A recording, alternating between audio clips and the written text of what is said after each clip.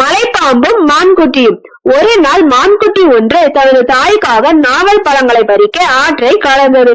அப்போது அங்கு குரட்டி என்ற பெயரை கொண்ட ஒரு மலைப்பாம்பு இருந்தது.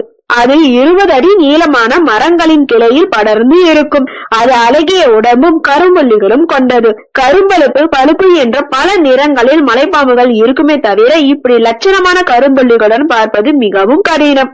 மலைப்பாம்புகள் பொதுவாக பறவைகள், முயல் போன்ற சிறிய பிராணிகளை பிடித்து உண்ணும். சில சமயம் மான் போன்ற சற்று பெரிய விலங்குகளையும் கூட தாக்கும்.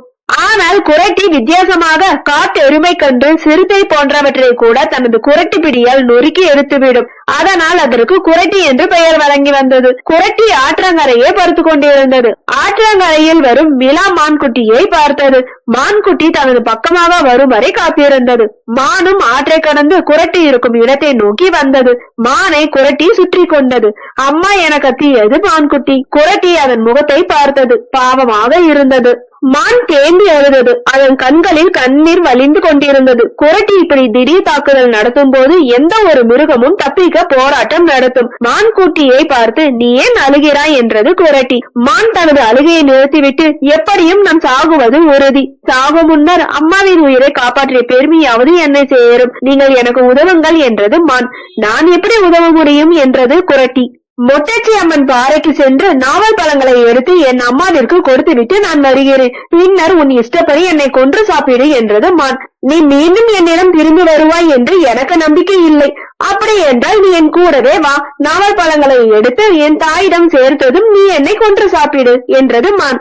உன்னை விட்டால் என்னால் பிடிக்க முடியாது. உன் வேகம் என்ன, என் வேகம் என்ன என்றது குரட்டி. என் மீது நம்பிக்கை இல்லை என்றால் நீ என்ன சொல்கிறாயோ அதற்கு நான் கட்டுப்படுகிறேன் என்றது மான். நான் உன் உடலை சுற்றியே இருப்பேன். என்னை சுமந்தபடியே செல்ல வேண்டும் என்றது குரட்டி. மான் அதற்கு ஒத்துக்கொண்டு மொட்டச்சி அம்மன் பாறைக்கு சென்று நாவல் பழங்களை சேகரித்துக் கொண்டது. நாவல் பழங்களை கொடுத்துவிட்டு தப்பிக்கலாம் என்று நினைத்தால் அப்புறம் நோய்வாய்ப்பட்டு இருக்கும் உனது அம்மா எனக்கு உணவாக நேரிடும் என்றது குரட்டி. நீ செய்த உதவியை ஒரு நாளும் மறக்க மாட்டேன். என் வார்த்தையை மீற மாட்டேன் என்று சொல்லிவிட்டு துள்ளி ஓடிய மான்குட்டி தனது அம்மாவுக்காக கொண்டு வந்த நாவல் பழத்தை உண்ண கொடுத்தது. குரட்டி மெல்ல ஊர்ந்து மரங்களில் மறைந்து கொண்டது. அங்கு அதற்கு பெரிய அதிர்ச்சி காத்திருந்தது. அங்கு 15-20 மான்கள் உடல் நலம் விசாரித்தபடி இருந்தன. அதில் 2-3 மான்கள் ஒன்று சேர்ந்தால் கூட அவற்றின் கொம்புகளால் தனது தலையை குத்தி கிழித்து விடுமே என நினைத்து பயந்தது. உடலை வளைத்து நெளிந்தபடி மறைவிடம் நோக்கி நகர்ந்தது. அதே மான்குட்டி தனியாக வந்தது. என் கடமை முடிந்தது. எனது வார்த்தையை நான் காப்பாற்றிவிட்டேன். உனக்கு எனது நன்றி என சொன்னவாறு குரட்டியின் முன்னால் வந்து நின்றது மான்குட்டி. குரட்டியின் முரட்டுத்தனமான தோலையும் மீறி அதன் உடல் புல்லரித்து சிலிர்த்தது.